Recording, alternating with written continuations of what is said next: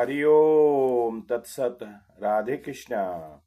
बाबा सोमेश्वर के पवित्र नगरी हरिओम कुटीर के ओर से अपने सबन के प्रणाम करतानी।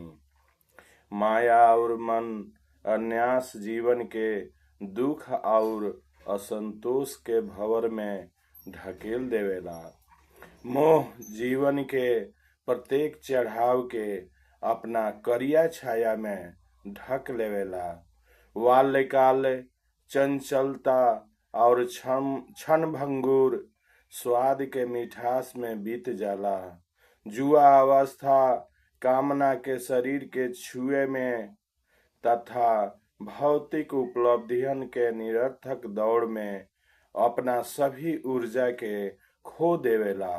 सभी ऊर्जा के स्वाद स्वाहा कर देवेला। ई मोह ही तोर मोर के मिथ्या भेद भाव के जन्म देवेला। प्रेम करुणा और स्नेह के स्थान केवल धन प्रभुता और नश्वर भौतिक समृद्धि के दास्ता में समाहित हो गईल बाटे। हमनी संबंध के भावना में ना बल्कि व्यापारिक समीकरण से परिभाषित करतानी।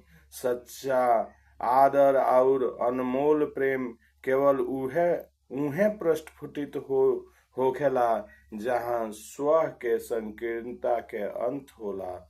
शुभ आत्मीयता के दिव्य शुभोदय होखेला।